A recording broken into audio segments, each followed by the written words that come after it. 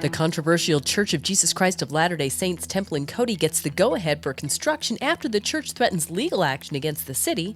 Wyoming judges push for harsher penalties against anyone who threatens them with violence, and winter is coming. Bringing you these stories and more from Wyoming's largest news organization, I'm Wendy Corr for Cowboy State Daily. A controversial Church of Jesus Christ of Latter-day Saints temple has the green light from the city of Cody to begin construction after church representatives threatened federal legal action. Cowboy State Daily's Leo Wolfson reports that the city has lifted a pause it had placed on a building permit for the proposed temple, which, including its 77-foot steeple, will stand 101 feet tall when complete. The city of Cody says they were threatened by the church after they paused the building permit, that if they did not approve it, they would sue them in federal court. Mayor Matt Hall said that engaging in a protracted legal battle does not align with the city's values and that staff have a responsibility to be prudent stewards of taxpayer dollars. A Douglas man is being held on a $500,000 bond after allegedly shooting and killing his cousin while they talked and drank. 43-year-old Mark Helms gave police contradictory statements about what happened when he shot his cousin, 38-year-old Nick Velasquez, including whether or not he blacked out. The incident happened Thursday in Douglas, and police say Helms made contradictory statements about his memory of the events, including admissions that he had in fact fired the gun, but had been scared and unaware of who he was shooting at when he fired it.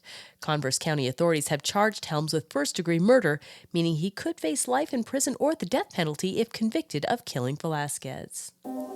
Well, despite the Biden administration's efforts to defund school hunter education and archery programs because they could be considered dangerous weapons training for students, Wyoming will go ahead with expanding those programs in public schools throughout the state. Cowboy State Daily's Mark Hines reports that in an age where school violence is a hot-button issue, Wyoming is going its own way on this particular topic. The Game and Fish, through their own budget and through some donations, has come up with enough money that they can implement archery and hunter education programs here in Wyoming just by funding it themselves. So they're kind of making it a pure Wyoming program. They're avoiding the national controversy and the national politics surrounding that right now. The Wyoming Game and Fish Department plans to start offering hunter education certification for public school teachers possibly as soon as next fall, and there are also plans to sponsor and promote archery classes in public schools. I'll be back with more news right after this. At Hilltop Bank, we understand that buying a home is a big decision. That's why we're here to be your trusted partner on the path to home ownership. Our experienced mortgage team will guide you every step of the way, from pre-approval to closing. We offer competitive rates and a wide variety of home loan options to best suit your needs. With our local knowledge and personalized service, you'll feel confident and comfortable throughout the entire home buying process. Contact us today to start your journey toward home ownership. Hilltop Bank, member FDIC, equal housing lender.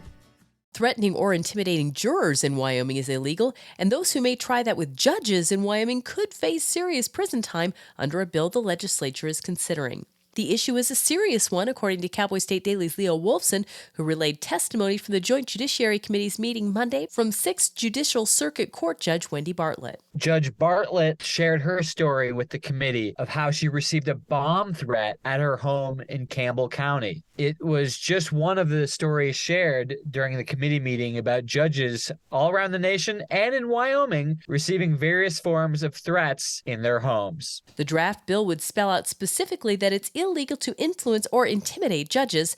Those found guilty could be convicted of a felony carrying up to 10 years in prison and a fine of up to $5,000. And for the first time this season, snow accumulation is in Wyoming's forecast, and this time it's sticking.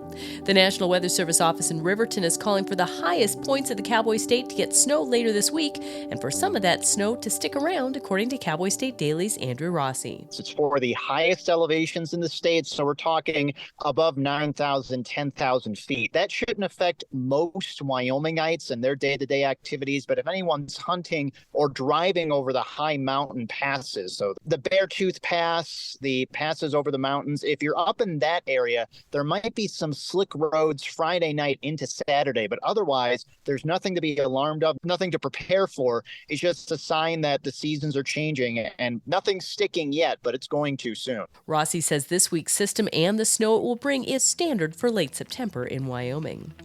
And that's today's news. If you're ready to unlock your daily dose of Wyoming, sign up for the Cowboy State Daily newsletter to stay in the know. I'm Wendy Corr for Cowboy State Daily.